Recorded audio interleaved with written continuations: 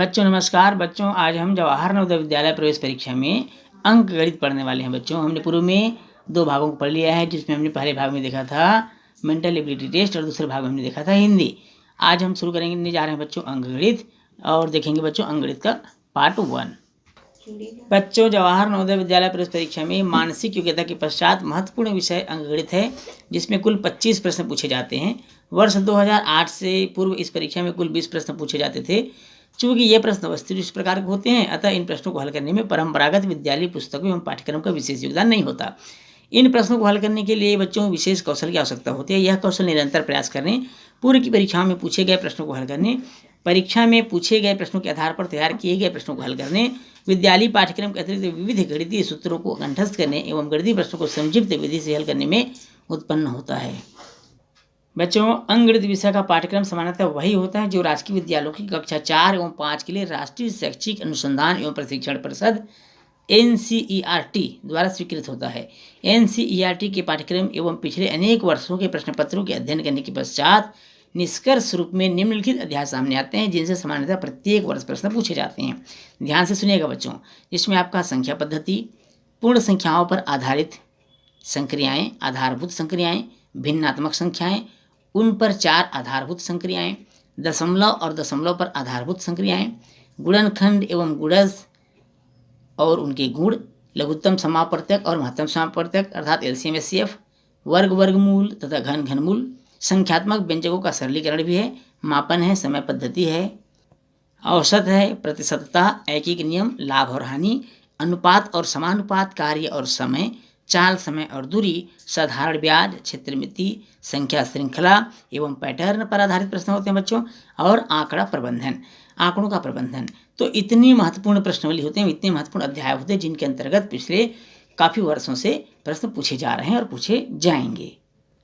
बच्चों विगत वर्षों में आयोजित परीक्षाओं के प्रश्न पत्रों का अवलोकन करने के पश्चात स्पष्ट होता है कि निम्न अध्यायों में से 1 से 4 तक प्रश्न पूछे जाते हैं। संख्या पद्धति, लसा और मासा, सरल भिन्न, दशमलव भिन्न, प्रतिशत, लाभ हानि, साधारण ब्याज, समय और दूरी तथा क्षेत्रमिति आदि ऐसे अत्यधिक महत्वपूर्ण अध्याय है, जिनसे संबंधित प्रश्न प्रायः प्रत्येक वर्ष पूछे जाते हैं।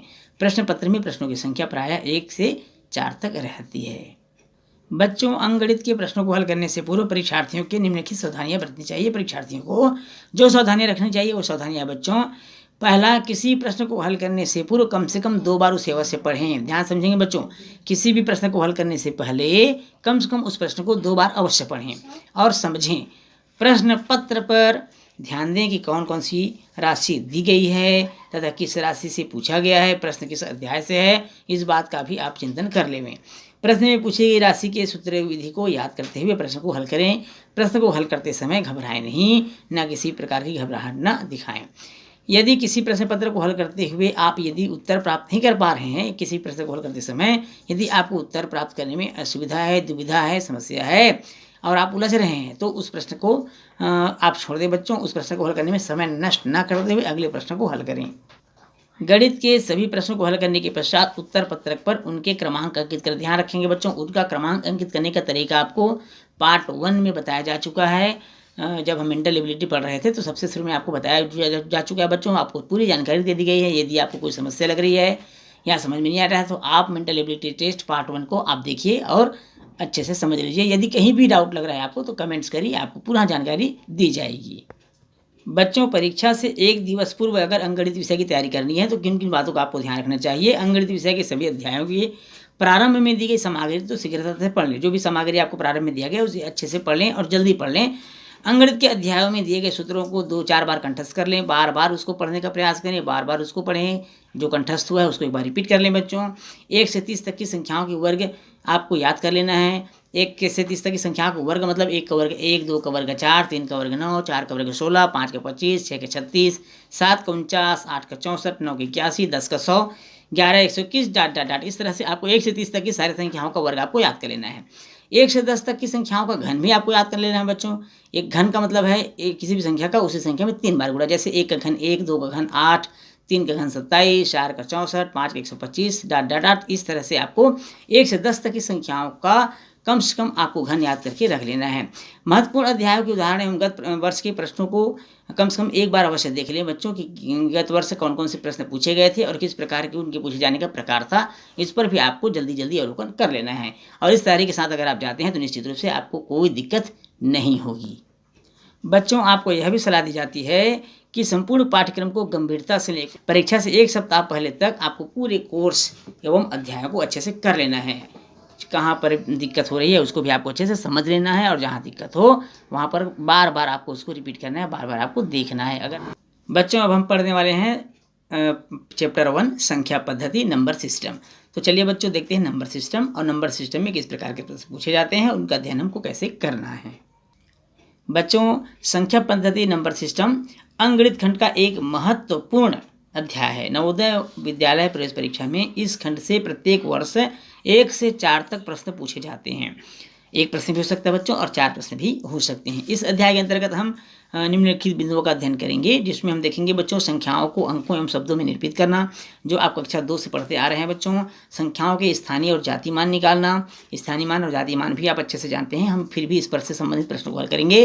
विभिन्न संख्याओं के योगफल को ज्ञात करना, विभिन्न बड़ी से बड़ी और छोटी से छोटी संख्या को ज्ञात करना, संख्याओं की अनुवर्ती और पूर्ववर्ती अर्थात अनुवर्ती और पूर्ववर्ती संख्याओं को भी हम याद करना सीखेंगे। संख्याओं को देवनागरी लिपि और रोमन लिपि में व्यक्त करना भी जानेंगे बच्चों। और हम यह भी जानेंगे कि किसी भी संख्या को लिखने के लिए हम किन किन अंकों का प्रयोग करते हैं और ये कौन कौन से अंक होते हैं, जैसे कि 0 है, 1 2 3 4 5 6 7 8 9। इन अंकों के प्रयोग से ही हम किसी भी संख्या को लिखते हैं। किसी स्थान को लिखने के लिए हम दाईं ओर से बाईं ओर चलते हैं बच्चों। जहाँ दाईं ओर से बाईं ओर से चलेंगे तो हम पढ़ेंगे इकाई, दहाई, सैकड़ा, हजार, 10,000, लाख, 10 लाख, करोड़, 10 करोड़ आदि स्थान लेते हैं। संख्याओं को लिखने एवं पढ़ने की विधियां हैं बच्चों, ये 3 विधियां होती हैं जिससे हम संख्याओं को लिख भी सकते हैं और पढ़ भी सकते हैं। जो कौन कौन से होते हैं बच्चों, पहला होता है भारतीय गणना प्रणाली, दूसरा है अंतर्राष्ट्रीय गणना प्रणाली और तीसरा है रोमन प्रणाली। बच्चों, सबसे पहले देखेंगे भारतीय गणना प्रणाली। भारतीय गणना प्रणाली में संख्याओं को लिखने के लिए क्रमशः इकाई, दहाई, सैकड़ा, हजार, 10,000, लाख, 10 लाख, करोड़, 10 करोड़, अरब, 10 अरब, खरब, 10 खरब, नील, 10 नील, पदुम, 10 पदुम, शंख, 10 शंख आदि स्थान लेते हैं। एक बार और सुन लीजिए हम कौन कौन से स्थान लेते हैं भारतीय गणना प्रणाली में संख्याओं को लिखने के लिए।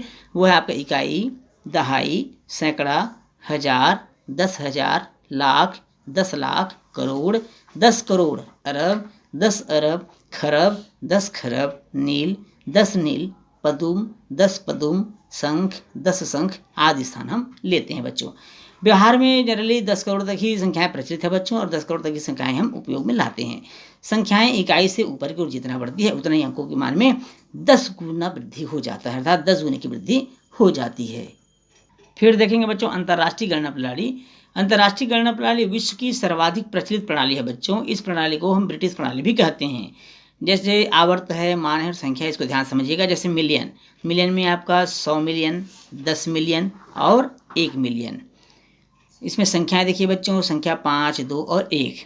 लाख में 100,000, लाख में हम 100,000 पढ़ते हैं बच्चों। हजार में 10,000, 1,000 और इसी प्रकार इकाइया में हम देखते हैं सैकड़ा, 100, दहाइया में 10 और इकाइया में 1। तो इस तरह की संख्याओं को भी हम मान के रूप में पढ़ते हैं बच्चों। तीसरी महत्वपूर्ण प्रणाली होती है रोमन प्रणाली। रोमन प्रणाली में हम इस तरह से संख्याओं को लिखते हैं बच्चों, जैसे कि 1 है, 1 या इसको इस तरह से लिखेंगे और रोमन में इस प्रकार से लिखते हैं। 2 हम इस तरह से लिखते हैं बच्चों, 2 को यहाँ पर हम इस तरह से लिखेंगे और यह रोमन प्रणाली में इस प्रकार से लिखते हैं। तो समझ पा रहे हैं बच्चों रोमन में कैसे इसको हम लिखते हैं या लिखा जाता है।